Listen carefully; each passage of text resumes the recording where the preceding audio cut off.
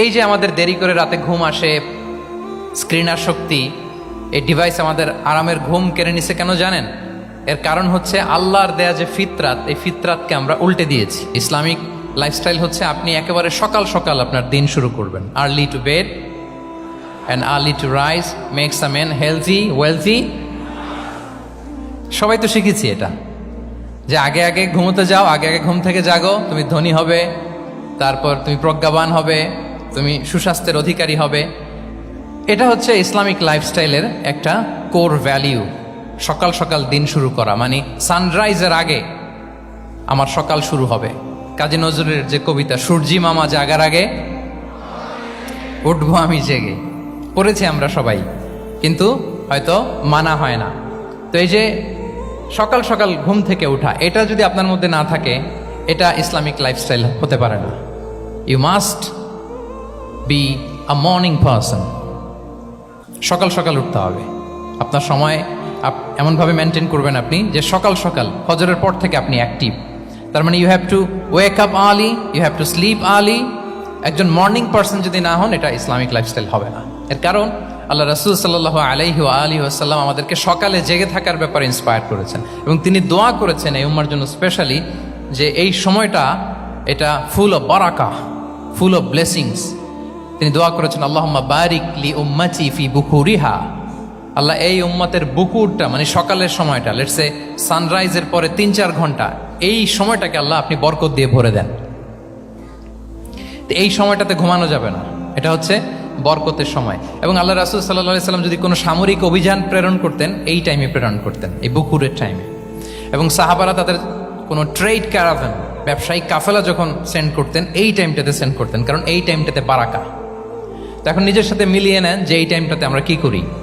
আমি জানি না আপনাদের কি অভ্যাস। আমি এসে তো শুনলাম যে জাহাঙ্গীরনগর বিশ্ববিদ্যালয়ে নাকি যতজন শিক্ষার্থী, মানে ততজনের জন্য এখানে আবাসনের ব্যবস্থা আছে। বাংলাদেশের কোনো ইউনিভার্সিটিতে নাকি এটা নাই। আলহামদুলিল্লাহ, অসাধারণ প্রিভিলেজ, এখানে অনেক সুন্দর সুযোগ।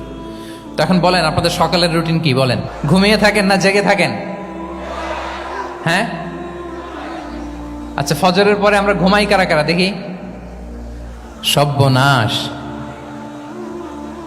আচ্ছা ঠিক আছে, হাত নামান। আচ্ছা, ফজরের পরে আমরা একটু এক্সারসাইজ করি, পড়াশোনা করতে বসি কারা কারা? মাশাআল্লাহ, আছে কিছু, ঠিক আছে, হাত নামান। এবার 2 বারের 1 বারও যারা হাত তোলেননি তারা হাত তোলেন। আপনারা কি করেন? এইটা হ্যাঁ, ডিভাইস। তো সম্মানিত সুধী মণ্ডলী, আল্লাহুম্মা বারিক লি উম্মতি ফি বুকুরিহা। আপনারা আমাকে এনেছেন ইসলামিক লাইফস্টাইল নিয়ে বলতে, তো আমাকে বলতেই হবে, ফজরের পরে ঘুমানো চলবে। প্রথমে আমরা হারামকে না বলে দিলাম, এবার আমরা না করে দিব কোনটাকে? হ্যাঁ, ফজরের পরে আজকে থেকে কোনো ঘুম চলবে। যদি আপনি চান, একটু দূরে সরাইতে হবে, যে ড্রোনগুলো একটু দূরে সরাইতে হবে।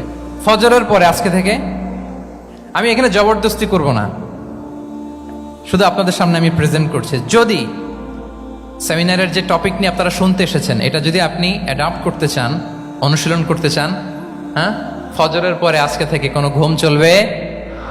এই সময়টাতে অনেক বারাকা আছে। তো কি করতে হবে? এটার জন্য আগে আগে ঘুমোতে হবে। কি বলেন? অনেকে ফজরের এই বরকতময় সময়টা তারা ঘুমাতে ঘুমাতে মিস করে। এর কারণ দেরিতে ঘুমোতে যাওয়া। আগে আগে ঘুমানোর অভ্যাস করতে হবে, কিন্তু আগে তো ঘুম আসে না, তাই না? এই যে ডিভাইস আমাদেরকে ঘুমাতে দেয় না, আমাদের শান্তির ঘুম কেড়ে নিছে এই ডিভাইস। এই ডিভাইস অ্যাডিকশন, স্ক্রিন আসক্তি, এই স্ক্রিন আসক্তি আমাদের শান্তির ঘুমকে কি করেছে? কেড়ে নিয়েছে। আল্লাহ তাআলা রাতকে বানিয়েছেন ঘুমের জন্য। ওয়াজআলনা লাইলা লিবাসা।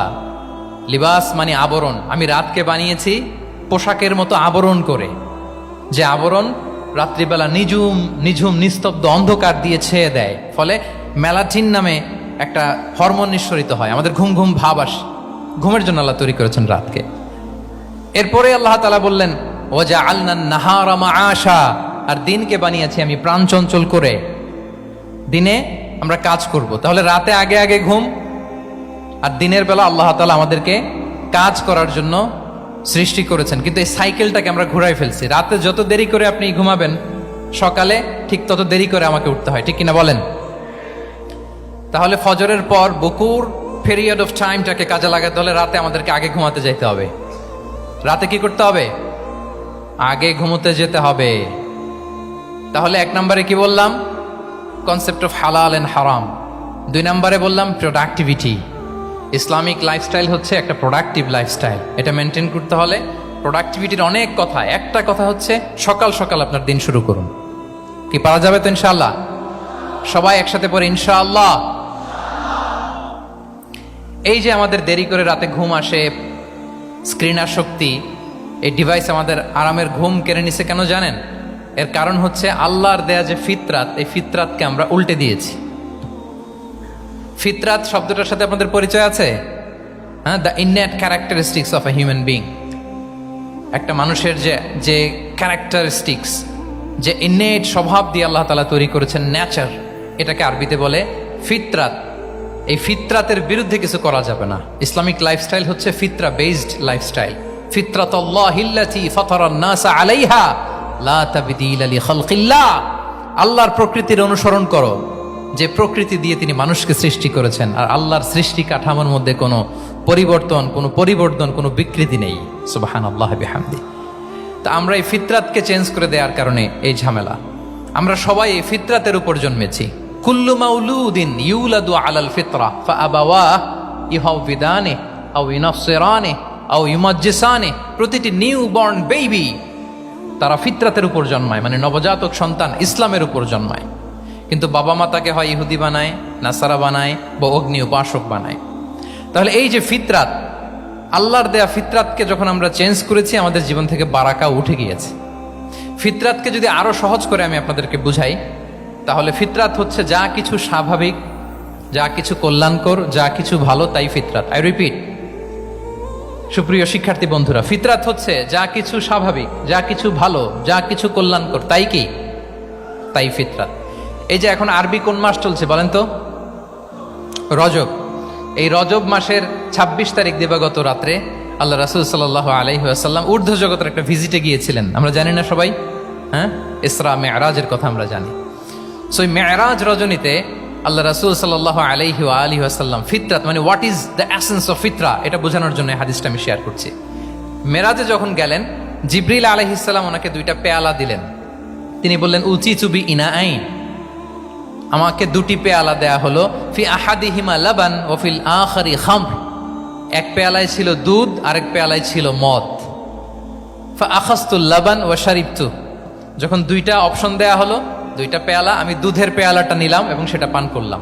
তখন জিবরিল আলাইহিস সালাম বললেন আসাবতাল ফিতরা, মানে you are guided to the ফিতরা। আপনি সঠিকটাই নিয়েছেন, যেটা ফিতরা, যেটা নেওয়া উচিত, আপনি ওইটাই নিয়েছেন।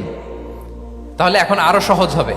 যদি 2টা পেয়ালা দেয়া হয়, একটা মদের পেয়ালা আর একটা দুধের পেয়ালা, তো আমরা নিব কোনটা বলেন?